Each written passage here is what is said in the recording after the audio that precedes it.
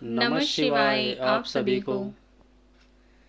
आज हम आप सभी को एक मंत्र विधि बताने वाले हैं। ये दिव्य दृष्टि प्राप्ति हेतु है। जिनको काफ़ी लंबे समय से वो दिव्य दृष्टि के लिए प्रयास कर रहे हैं और आज्ञा चक्र पर वाइब्रेशन तो होती है, लेकिन उनको किसी प्रकार से भी प्राप्ति नहीं हो पा रही है, ये उनके लिए मंत्र है। और इस मंत्र की 3 प्रक्रियाएं हैं। पहली प्रक्रियाएं हम बताने वाले हैं किस प्रकार से करना है और क्या करना है, मंत्र भी बताएंगे। और ये मंत्र स्वयं माँ का दिया हुआ है, माता द्वारा ये दिया हुआ मंत्र है। और उससे पहले हम जब हमें दिव्य दृष्टि प्राप्त हुई उस समय क्या अनुभूतियाँ हुई और किस प्रकार हमने जब नेगेटिविटियों को देखना स्टार्ट किया था, जैसे प्रेत को और प्रेत आत्माओं को, अलग अलग नेगेटिविटियों को जब हमने देखना स्टार्ट किया तो कैसे हमने उनकी पहचान की और कैसे हमें ये मालूम पड़ा कि ये नेगेटिविटी है, इसको ये बोलते हैं, इसको ये बोलते हैं। तो आइए इस विषय में बात करते हैं कि सबसे पहले हमारे साथ क्या घटना घटित हुई थी। मंत्र प्रयोग विधि और मंत्र इसके बाद बताते हैं। जो दिव्य दृष्टि का जो मंत्र है, हम पहले आपको अपने अनुभव शेयर करते हैं स्टार्टिंग में जब हमें दिव्य दृष्टि मिली थी उसके बारे में, फिर हम आपको मंत्र बताएंगे लास्ट में। तो जब हमें दिव्य दृष्टि प्राप्त हुई स्टार्टिंग में, तो हमें सबसे पहले हमने एक जो अनुभव है हमारा, वो कुएं के पास, कुआं है हमारे पास में, तो वहाँ पर एक पिशाच खड़ा हुआ था और उसके साथ में 2 लेडीज निगेटिविटी थी। तो हमें पता नहीं था कि ये पिशाच है। तो हम देख रहे थे, मॉर्निंग में आके खड़ा हो गया था वो कुएं के पास में। तो फिर वो जैसे कोई पानी लेने के लिए आ रहे थे कुएं पे, तो वो देखने के बाद में तो वो कभी किसी के अंदर घुस रहा था, फिर बाहर निकल जाता था। ऐसे ही देखते देखते एक जो लेडीज पानी लेने के लिए गई, वो माँ दुर्गा की पूजा करती है, तो वो उसके अंदर भी गया। तो जैसे ही उसको झटका लगा एकदम, वो बाहर आके फिर खड़ा हो गया। इस तरीके से हम घटनाएं देखते थे। हमें नहीं पता था कि इसको क्या बोलते हैं, लेकिन हमें उसकी आकृति वो और उसका जो जिस तरह से वो रिएक्ट कर रहा था, कैसी उसकी आवाज़ थी, वो सब नज़र हमारी एक तरह से अभी तक नज़रों में बसा हुआ है कि वो, क्योंकि वो जब हमने पहली बार पिशाच को देखा था तो सबसे पहला जो दृश्य था पिशाच का वो हमारा यही था। और उस जो ये पिशाच था, वैसे पिशाच का वर्णन हमने किया हुआ है कितने प्रकार के होते हैं, लेकिन सबसे पहले हमें यही नज़र आया था। और इसके साथ 2 लेडीज़ थी। जो भी इसके पास से, मतलब जो भी पानी लेने वहाँ आ रहा था, तो ये सभी के अंदर जाए और बाहर निकल जाए, जाए और बाहर निकल जाए। क्योंकि यहाँ पे लगभग जितने भी लोग हैं वो शिव की पूजा करते ही करते हैं, शिव के आराधक ज़्यादा हैं। और कुछ लोग ऐसे होते हैं जैसे काला धागा बांध लेते हैं पैर के अंदर, और जो वो लेडीज़ थी माता का पूजन करती थी और उनके पैर में काला धागा बंधा हुआ था। पता नहीं क्या रीज़न रहा है कि वो शरीर के अंदर गया और फिर बाहर निकल आया, मतलब ठहर नहीं पाया। और ऐसे ही हम देखते रहे कि कितने कितने ही लोगों के साथ ये सब घटना उसने की। और फिर एक लेडीज़ थी जो कि काफ़ी ऐसा भी नहीं कह सकते कि वो पूजा पाठ नहीं करती है, वो पूजा पाठ भी करती है।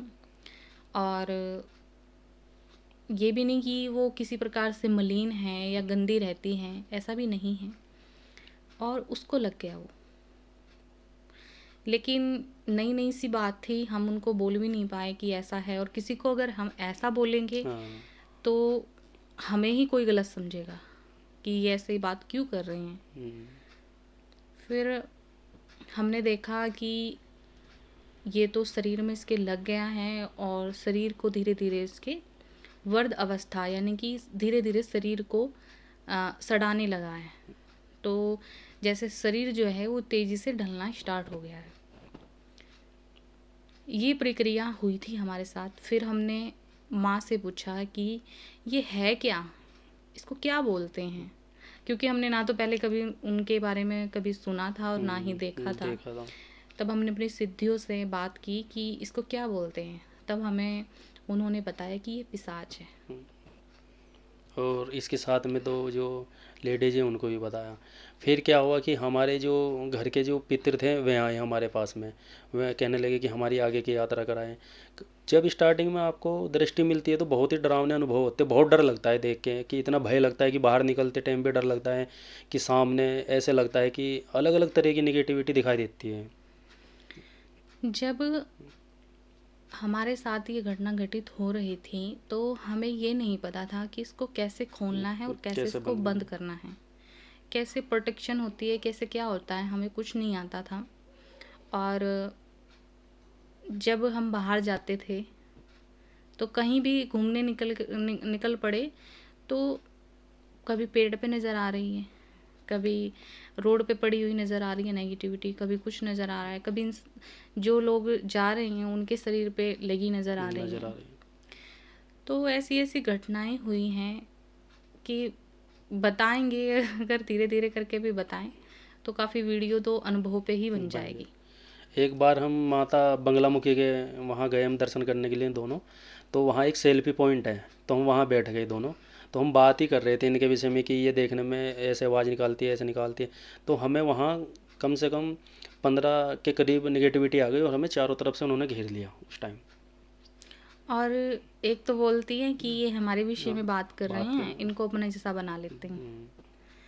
लेकिन फिर उनमें कुछ अच्छी भी थी, उन्होंने बोला नहीं नहीं, ये सिर्फ हमारे विषय में बात कर रहे हैं, हमें ये हानि नहीं पहुंचा रहे किसी तरह से। और फिर हम वहाँ से निकल पड़े, क्योंकि स्टार्टिंग की बात थी और जब हम डर भी बहुत लगता था। लेकिन जैसे जैसे तपस्या करते हैं वैसे वैसे जो सामर्थ्य है वो बढ़ जाता है शरीर के अंदर। जब हम सुबह के टाइम पूजन करते थे, हमें नहीं पता था इसको कैसे खोलना है, कैसे बंद करना है। जब जैसे हमने सुबह की तपस्या की और सुबह की तपस्या करने के बाद हम प्रार्थना करते थे, हे शिव गुरु महाराज, हम कैसे करें, बाहर जाए ना जाए, क्या करना है। तो हम प्रार्थना करते थे। ये तो कभी कभी 3-3 घंटे के लिए बंद हो जाती थी, कभी 4 घंटे के लिए बंद हो जाती थी, कभी आधे दिन के लिए, मतलब जैसे 12-1 बज जाता था तब तक बंद रहती थी। और जैसे शाम में बैठे तो रात में बंद हो जाती थी। लेकिन कब खुल जाए इसका भी डर था।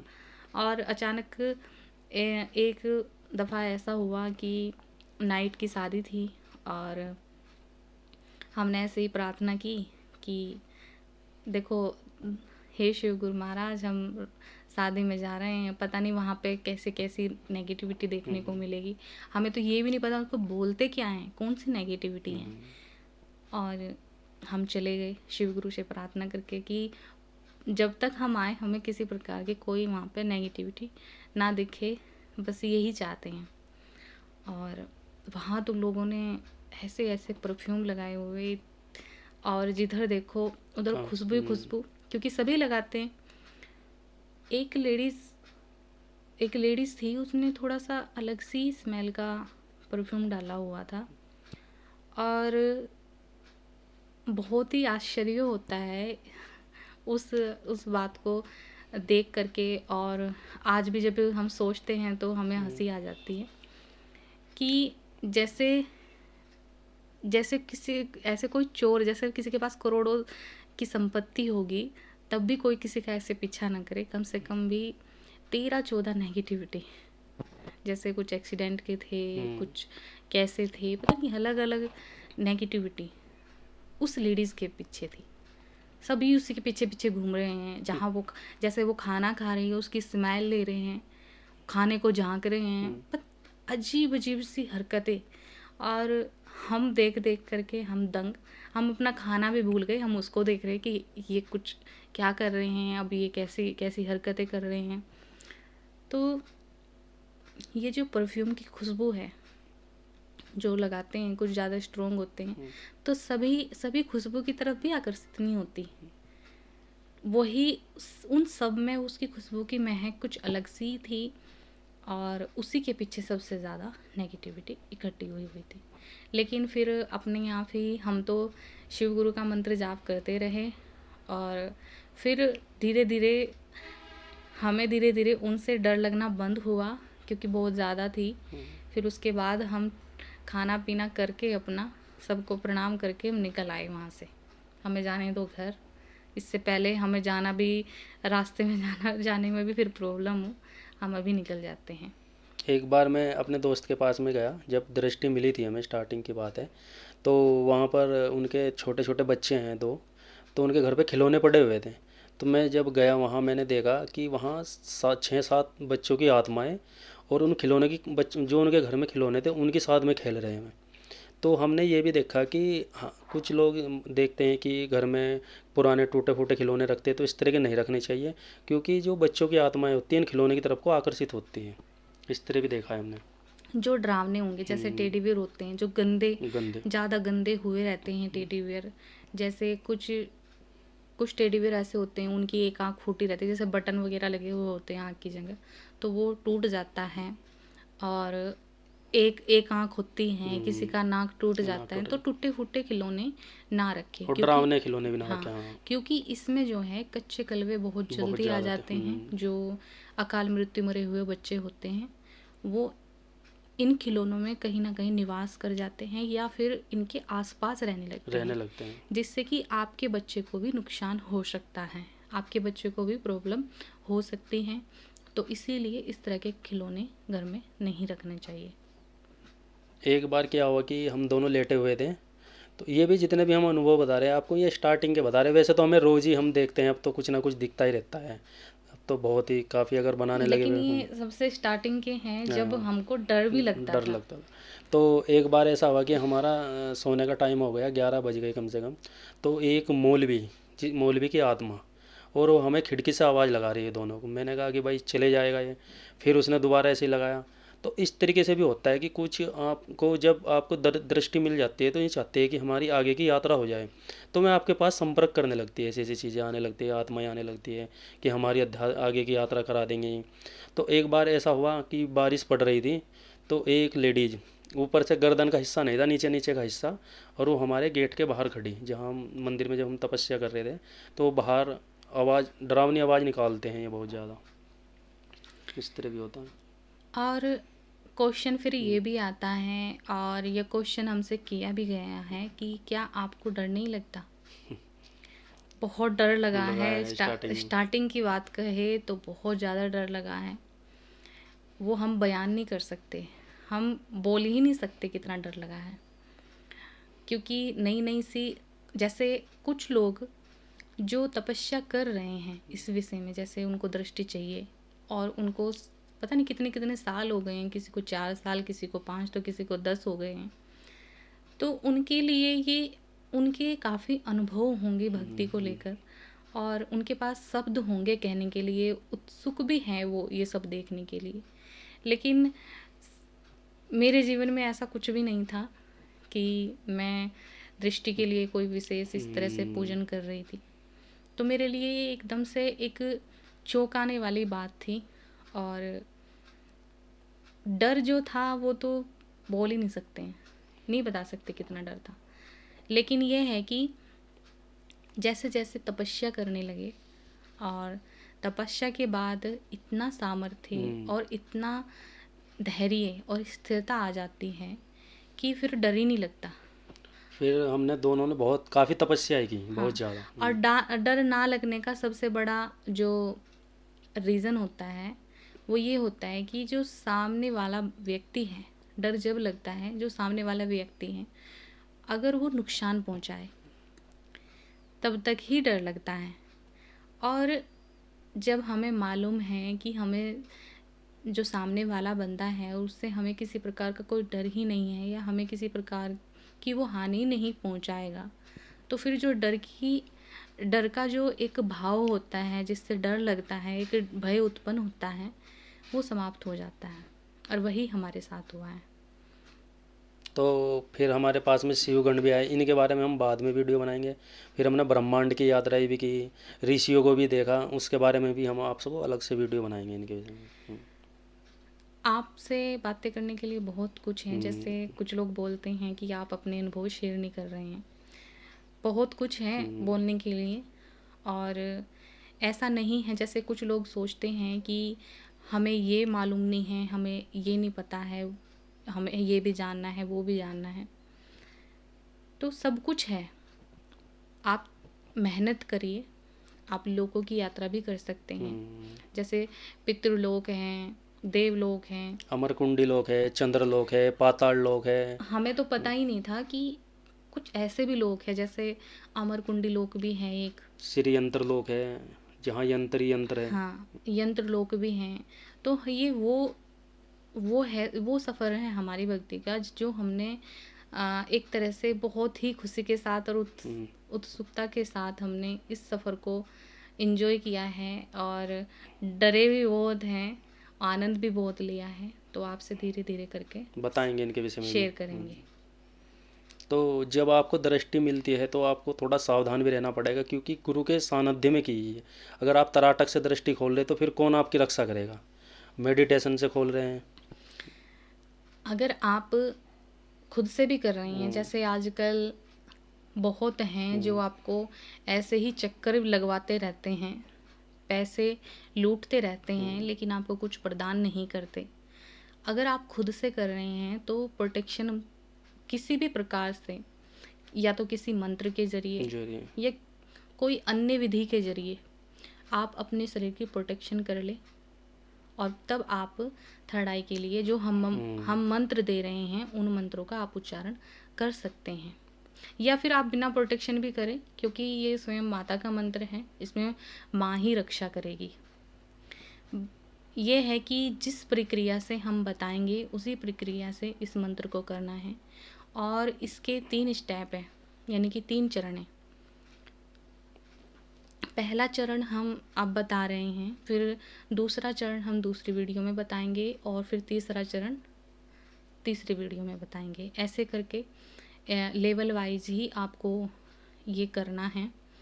और इसका जो प्रभाव है वो देखने को आपको अवश्य ही मिलेगा। और ख़ासकर जिन लोगों को ज़्यादा वाइब्रेशन होती हैं, आगे चक्र पे। अपनी परतें भी नज़र आती हैं, उनको तो दिव्य दृष्टि ये जल्द से जल्द ही प्रदान करेगा। तो मंत्र जो है वो इस प्रकार है।